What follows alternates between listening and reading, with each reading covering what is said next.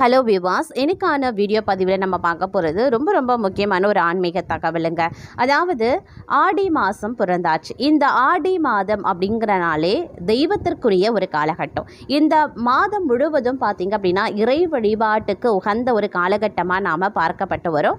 காலங்காலமாக நம்மளுடைய முன்னோர்களில் இருந்து இப்போ வரைக்கும் பார்த்திங்க அப்படின்னா ஆடி மாதத்தை நாம் இறை வழிபாட்டுக்காகவும், அப்படி இல்லைன்னா சில ஊர்களில் பார்த்திங்க அப்படின்னா திருவிழாக்கள், கும்பாபிஷேகங்கள் நடைபெறக்கூடிய ஒரு மாதமாகவே இந்த மாதத்தை கருதுறாங்க. இந்த மாதத்தில் வரக்கூடிய ஒவ்வொரு விஷயமும் பார்த்தீங்க அப்படின்னா ஒவ்வொரு நாளும் ஒவ்வொரு கிழமையும் அபூர்வம் நிறைந்தது, சக்தி மிக்கது அப்படின்னே சொல்லலாம். அதில் பார்த்தீங்க அப்படின்னா ஆடி வெள்ளி, ஆடி செவ்வாய், ஆடி ஞாயிறு, ஆடி அமாவாசை, ஆடி பூரம், ஆடி பௌர்ணமி, இந்த மாதிரி பார்த்தீங்க அப்படின்னா ஆடி மாதத்தில் வரக்கூடிய ஒவ்வொரு திதிகளும் சரி, ஒவ்வொரு கிழமைகளும் சரி, ஒவ்வொரு மகத்துவத்தையும் சிறப்பையும் கொண்டிருக்கிறது.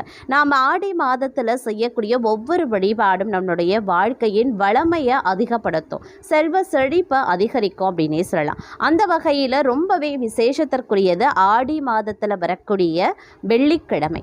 இந்த வெள்ளிக்கிழமை வழிபாடு அப்படிங்கிறது ரொம்பவே சிறப்புக்குரியதுங்க. அதுவும் அம்மனுக்கு நாம் செய்யக்கூடிய வழிபாடுகளில் ஆடி வெள்ளி அப்படிங்கிறது ரொம்பவே மகத்துவமானது அப்படின்னே சொல்லலாம்.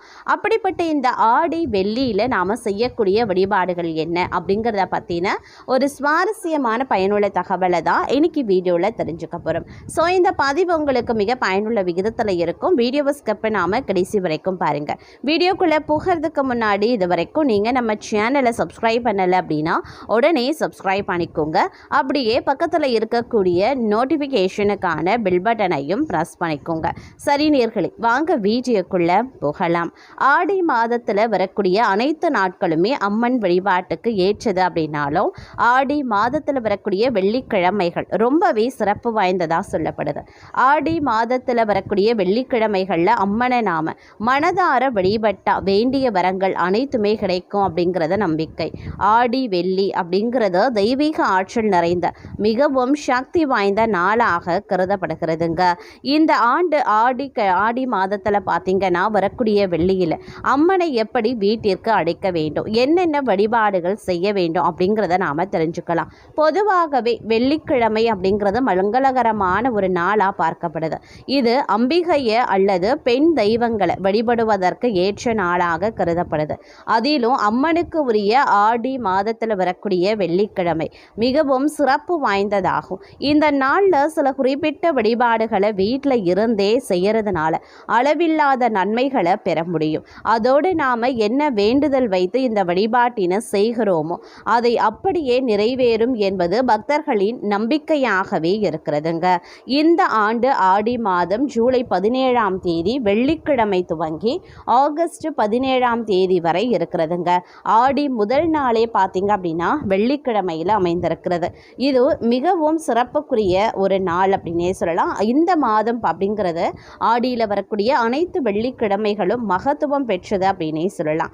அது மட்டும் இல்லாமல் இந்த வெள்ளிக்கிழமை நாளில் பார்த்தீங்க அப்படின்னா எவர் சில்வர் மற்றும் இரும்பு தவிர மற்ற உலோகங்களால் ஆன செம்பு ஒன்றை எடுத்துக்கொண்டு அதற்கு மஞ்சள் குங்குமம் தொட்டு வைத்து தண்ணீர் நிரப்பணும். அந்த தண்ணீரில் சிறிது வேப்பிலை, மஞ்சள் தூள், 1 ரூபாய் நாணயம், எலுமிச்சம் பழம் ஆகியவற்றை போட்டு அதில் வீட்டின் குலதெய்வம், இஷ்ட தெய்வம், அம்பிகையை எழுந்தருளி இருப்பதாக நினைத்து வழிபாடு செய்ய வேண்டும்.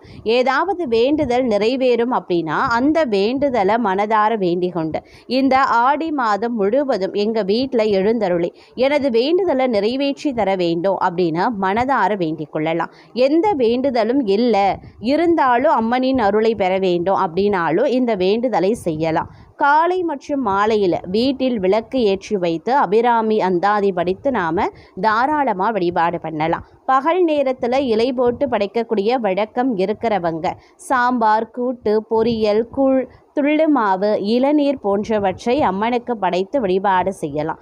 இலை போட்டு படைக்கக்கூடிய வழக்கம் இல்லாதவங்க சர்க்கரை பொங்கல் படைத்து வழிபடலாம். அதுவும் முடியாதவங்க பழங்கள் மட்டும் வச்சு நாம் படைக்கலாம். அப்படி இல்லைன்னா காய்ச்சிய பாலில் நாட்டு சர்க்கரை, அப்படி இல்லைன்னா அம்மனுக்கு உகந்த பார்த்தீங்க அப்படின்னா பாலில் வந்து சர்க்கரை, அதாவது வந்து நார்மலான வெள்ளை சர்க்கரை இல்லைன்னா வெல்லம், இப்படி ஏதாவது வந்து கலந்து அம்மனுக்கு வந்து நாம் தாராளமாக படைக்கலாம். எளிமையாக 2 வாழைப்பழம் வெற்றிலை பாக்கு வைத்து கூட நாம் தாராளமாக அம்பிகையை வழிபாடு செய்யலாங்க. இந்த ஆடி வெள்ளி வழிபாடு ரொம்பவே சிறப்புக்குரியது. இந்த ஆண்டு பார்த்தீங்க அப்படின்னா ஜூலை மாதம் 17, ஜூலை 24, ஜூலை 31, ஆகஸ்ட் 7, ஆகஸ்ட் 14 என மொத்தம் 5 வெள்ளிக்கிழமைகள் வந்து ஆடி மாதத்தில் வருகிறது.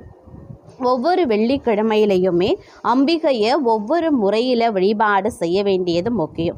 இது நம்மளுடைய வாழ்க்கையில் இருக்கக்கூடிய தோஷங்கள் பாவங்களை நீக்கும். அதோடு வேண்டுதல்கள் அனைத்துமே நிறைவேறும். ஆடி மாதத்தில் வரக்கூடிய எந்த வெள்ளிக்கிழமையில் எப்படி வழிபாடு செய்ய வேண்டும் அப்படிங்கிறத தெரிந்து கொள்வது ரொம்ப முக்கியம். இப்போ பார்த்தீங்கன்னா ஆடி மாதத்தில் முதல் வெள்ளிக்கிழமை கடந்துருச்சு. வெள்ளிக்கிழமை நாம் வழக்கமாக என்ன செய்திருப்போம் அப்படின்னா, அன்றைக்கி வீட்டில் அல்லது கோவிலில், அப்படி இல்லைன்னா பலர் ஒன்று கூடி ஏதாவது ஒரு இடத்துல திருவிளக்கு பூஜை செஞ்சிருக்கலாம். இல்லை வெள்ளிக்கிழமை அன்று மாலையில் திருவிளக்கிற்கு பூஜை செய்து வழிபாடலாம். அப்படி இல்லைன்னா விளக்கிற்கு குங்கும அர்ச்சனை செய்து வழிபடலாம். நம்மளுடைய வேண்டுதல்கள் எதுவாக இருந்தாலும் அதை முன்வைத்து வீட்டில் இந்த திருவிளக்கு பூஜையை செய்யலாம். வீட்டில் ஏற்றப்படக்கூடிய இந்த திருவிளக்கில் அம்மன் எழுந்தருளி இருப்பதாக பாவித்து அம்மனுக்குரிய மந்திரங்கள் சொல்லி அர்ச்சனை செய்து வழிபாடும் பண்ணலாம். அப்படி இல்லைன்னா அபிராமி அந்தாதி படித்து மனதார அம்மனை வேண்டி கொண்டா அனைத்து நலன்களும் கிடைக்கும் அப்படிங்கிறது ஐதீகம். இப்படி பார்த்தீங்கன்னா ஒவ்வொரு வெள்ளிக்கிழமையும் நீங்கள் வந்து தாராளமாக செய்யலாம். முதல் வெள்ளிக்கிழமை தான் செய்யணும் அப்படிங்கிறதுல, முதல் வெள்ளிக்கிழமையை தவிர்த்தவங்க 2வது வெள்ளிக்கிழமை, 3வது வெள்ளிக்கிழமை, 4வது வெள்ளிக்கிழமை, இல்லைன்னா 5வது வெள்ளிக்கிழமை அப்படின்னு 5 வெள்ளிக்கிழமைகளையும் பண்ணலாம். இல்லை 5 வெள்ளிக்கிழமைகளை உங்களுக்கு எந்த வெள்ளிக்கிழமை சௌகரியமாக இருக்கின்றதோ அந்த வெள்ளிக்கிழமையை நீங்கள் தேர்வு செய்து அந்த வெள்ளிக்கிழமைகளையும் செய்யலாம். அது மட்டும் இல்லாமல் நீங்கள் ஒரு வேளை கூர் வார்க்கணும் அப்படின்னு நினைக்கிறீங்கன்னா தாராளமாக பண்ணலாம். ஏன்னா இந்த ஆடி மாதம் முழுவதும் அம்மனுக்கு கூர் வார்க்கக்கூடிய அந்த நிகழ்வு ரொம்பவே வந்து மகத்துவம் நிறைந்தது. அம்மனுக்கு பார்த்தீங்க அப்படின்னா பிடிச்ச உணவுகளில் ரொம்ப ரொம்ப முக்கியமான ஒரு உணவு அப்படின்னு சொன்னோன்னா கூழ் அப்படின்னே சொல்லலாம். இந்த கூழ் வார்க்கக்கூடிய அந்த விஷயம் அப்படிங்கிறது வந்து ரொம்பவே மகத்துவம் நிறைந்ததோடு மட்டும் இல்லாமல் அம்மனுக்கு பிடித்த உணவாகவும் பார்க்கப்படுறதுனால நீங்கள் தாராளமாக கூழ் வார்த்தும் வந்து படைக்கலாம். இல்லை கோவில்களுக்கு சென்றும் நீங்கள் கூழ் வார்க்கிறது போன்ற நிகழ்வுகளையும் வந்து தாராளமாக பண்ணலாம். இப்படி வெள்ளிக்கிழமை தோறும் நீங்கள் செய்யக்கூடிய பட்சத்தில் அம்மனினுடைய பரிபூரண அருள் உங்களுக்கு தாராளமாக கிடைக்கும். நாங்கள் இந்த அம்மன் தான் கும்பிடுறோம், நாங்கள் முத்துமாரி அம்மன் தான் கும்பிடுவோம், நாங்கள் வந்து துலுக்கானத்தம்மன் தான் கும்பிடுவோம், நாங்கள் அங்காள பரமேஸ்வரியை தான் வணங்குறோம் அப்படின்னு சொல்கிறவங்க கூட பார்த்தீங்க அப்படின்னா எந்த அம்மனாக இருந்தாலும் சரிங்க, மாரியம்மன் அப்படின்னே சொன்னாலே பெண் தெய்வங்கள் எதுவாக இருந்தாலும் நீங்கள் தாராளமாக பண்ணலாம். மாரியம்மன் தான் பண்ணணும், இந்த அம்மனுக்கு தான் பண்ணணும், அந்த அம்மனுக்கு தான் பண்ணணும் அப்படிங்கிறதே இதில் சட்டமே கிடையாது. எல்லா அம்மனுக்குமே தாராளமாக இந்த வழிபாட்டை நீங்கள் மேற்கொள்ளலாம். உங்கள் குலதெய்வம் அம்மனாக இருக்கக்கூடிய பட்சத்தில் ரொம்ப விசேஷமானது, நீங்கள் தாராளமாக பண்ணி பலன் பெறுங்க அப்படிங்கிற ஒரு அருமையான ஆன்மீக தகவலோடு இன்றைய பதிவை நாம் நிறைவு செய்து கொள்ளலாம்.